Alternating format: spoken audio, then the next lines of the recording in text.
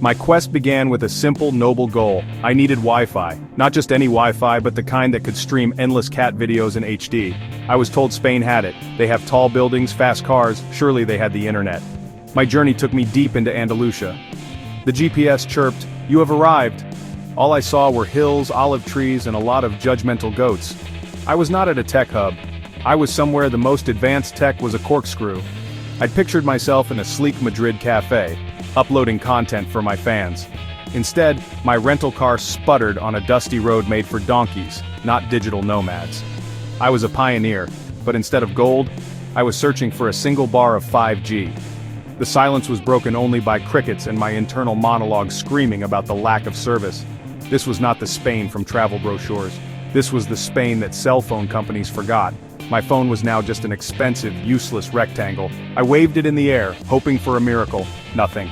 The sun beat down on my pale skin. I was a beacon of tourist desperation. I had traded the hum of a server farm for the rustic smell of, let's call it, authentic rural life. My mission had failed.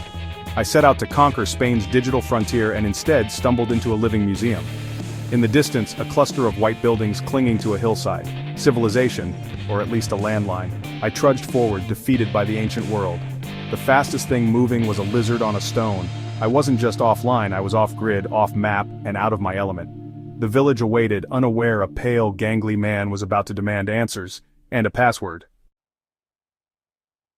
The village was called Almonaster la Real, a grand name for a place that looked like it had been built and forgotten in the 10th century. The streets were narrow, winding cobblestone paths, clearly designed by someone who hated people with big feet. The buildings were whitewashed, red-tiled, and charming if you like a total lack of right angles. No Starbucks, no golden arches, just faded plaques and hand-painted bar signs. The air smelled of wood smoke, flowers and cured ham, a sensory overload for someone used to office air and takeout pizza. This place wasn't just old, it was committed to being old. It felt like the village voted in 1492 to just stop. The centerpiece, a mosque castle perched on a hill, majestic and probably with terrible plumbing. The sense of history was everywhere. In the stones, the steps, the slow rhythm of life, people strolled, not rushed. They sat on benches and actually talked without phones. Almonaster la Real wasn't just a place, it was a different state of being. One my caffeine-fueled brain couldn't handle. The daily grind here is different. The day starts when the sun shows up and nobody's in a hurry. The first sign of life, coffee cups clinking at the bar around 9. Not 7, not 6, 9. The main industry, expert-level conversation. My Spanish was useless, but that didn't stop anyone.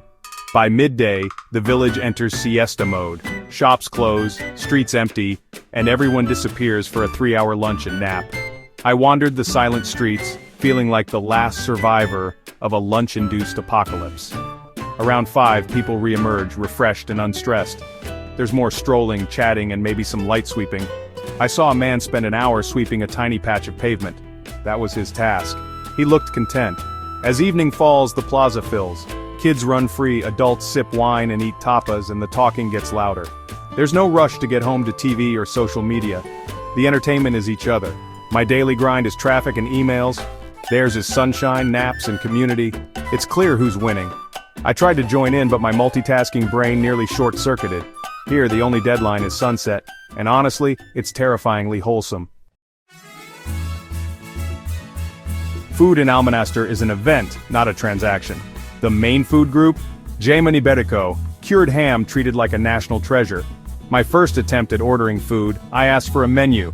Juan, the owner, just laughed and started slicing ham from a giant leg hanging over the counter. Lunch, a plate of ham, no bread, no cheese, just ham. And it was the best I've ever had. The concept of a quick bite doesn't exist. Lunch is 2 hours. Dinner starts at 10 p.m., when I'm usually in pajamas. Here, 10 p.m. is when families with small kids sit down to eat. I tried it.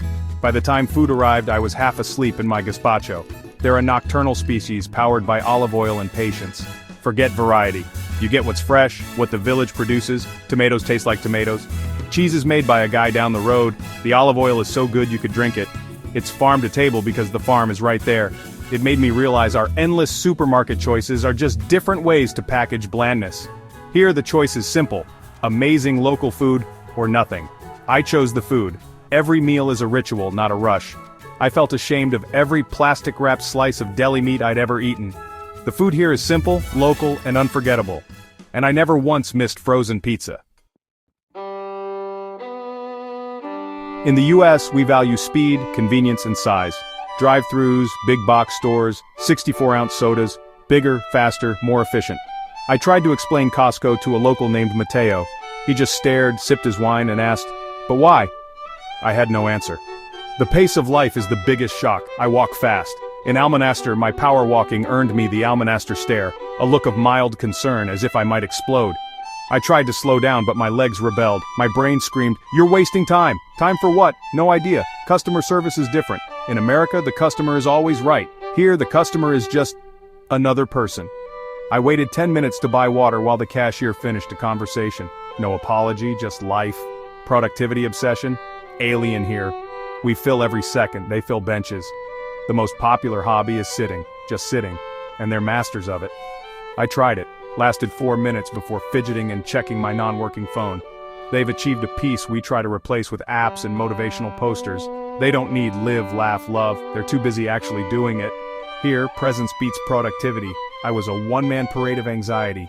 They were a masterclass in contentment. I envied them. And I still do. My smartphone was useless here. A sleek, black brick of modern anxiety. I'd pull it out by reflex, swiping a dark screen. Locals watched, fascinated. A little girl asked her mom what it was. "A shiny rock," she said. She wasn't wrong. I became the man who talked to his shiny rock, wandering the village, holding it to the sky like a digital pilgrim. I tried to impress the old men at the bar with a monster truck video.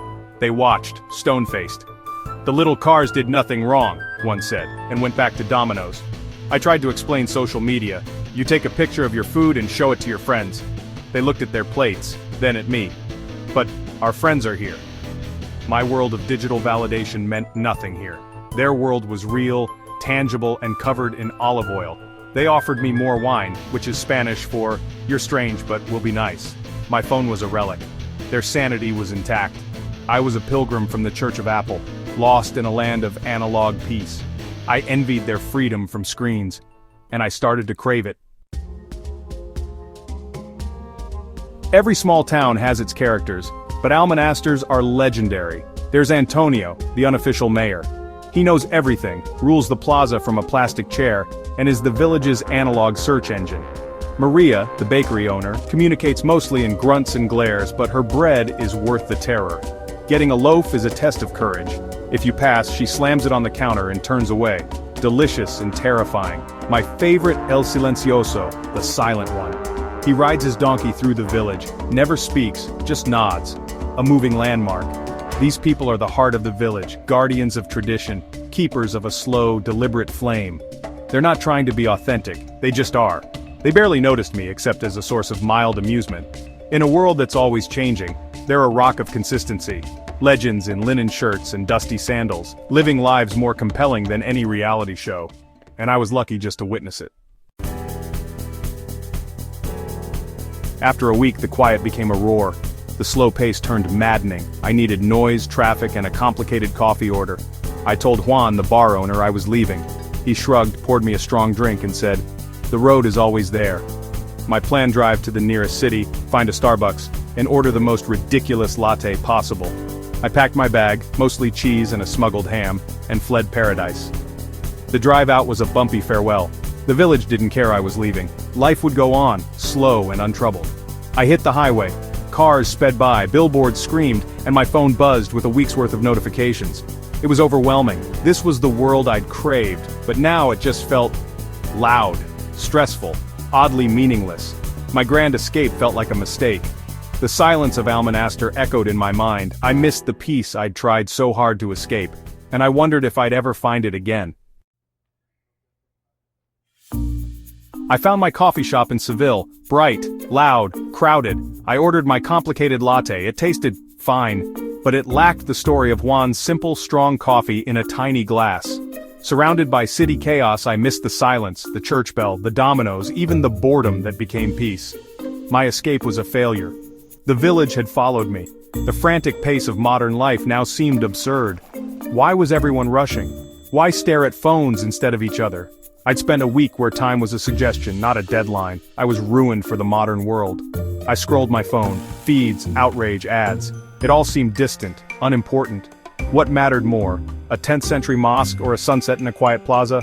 I went to Spain for Wi-Fi, looking for connection. I found a different kind, one that valued people over productivity, presence over posts. Back in a world of concrete and deadlines, I still think about Almonaster. A part of me never left. I can still hear the plaza's murmur, taste the ham, feel the Almonaster stare. I went as a sarcastic tourist, looking for a punchline. I left with longing. Next time I'll leave my shiny rock at home and maybe learn to play dominoes.